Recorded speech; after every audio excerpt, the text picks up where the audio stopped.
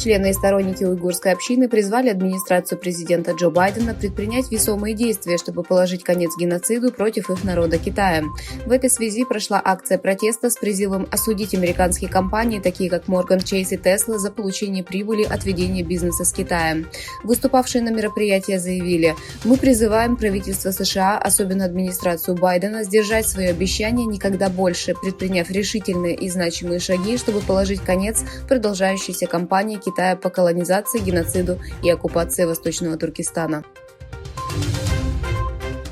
Враждебность китайского руководства к исламу в Восточном Туркестане растет с каждым днем. В связи с 70-летием так называемого исламского общества в Китае, мусульмане Восточного Туркестана вынуждены служить так называемой китайской политике китаизации ислама. Согласно информации, размещенной на итальянском новостном сайте Bitter Winter от 5 июня, выяснилось, что подобно тому, как китайский режим превратил христианские церкви в места распространения коммунизма, коммунистическим имамам, входящим в исламское общество в Китае, было поручено играть ту же роль в мечетях. Согласно информации, мечети, выступающие против приказов центральной администрации, могут столкнуться с серьезным давлением и трудностями.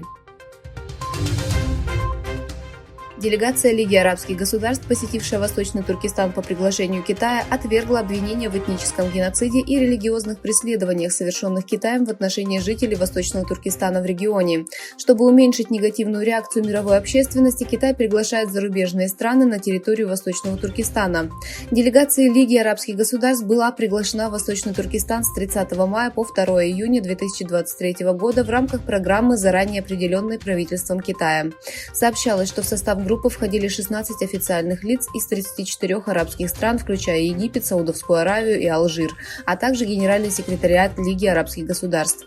Делегация посетила Кашгар, один из древних городов Восточного Туркестана и Тюркского мира.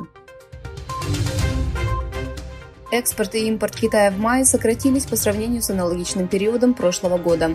Экспорт упал на 7,5% в годовом исчислении по отношению к доллару США, превысив прогнозы экономистов на 0,4%. С другой стороны, импорт снизился на 4,5% в годовом исчислении, что немного превысило ожидания снижения на 8%. Правительство Японии сообщило, что бомбардировщики, принадлежащие Китаю и России, совершили совместный полет над территориальными водами страны. Против вышеупомянутого совместного полета из района Японского моря, Восточное море, Восточно-Китайское море взлетели истребители, принадлежащие силам воздушной самообороны Японии. В феврале американские дипломаты провели переговоры в Пекине, чтобы восстановить связь между двумя странами после кризиса, вызванного проникновением китайского высотного воздушного шара в воздушное пространство США. В заявлении Министерства иностранных дел Китая говорится, что заместитель государственного секретаря США по делам Восточной Азии и Тихого океана Дэниел Криттенберг и Сара Беран, директор Совета национальной безопасности Белого дома по связям с Китаем и Тайванем, посетили Китай. Команда Саудовской Аравии Аль-Иттихад пополнила свой состав французской звездой Каримом Бензема, чей контракт с Реалом истек. 35-летний Бензема, который покинул Реал и подписал 3-летний контракт со своей новой командой, позировал с майкой с надписью 2026 года. Стало известно, что Карим Бензема будет получать от Аль-Иттихада ежегодную заработную плату в размере 200 миллионов евро.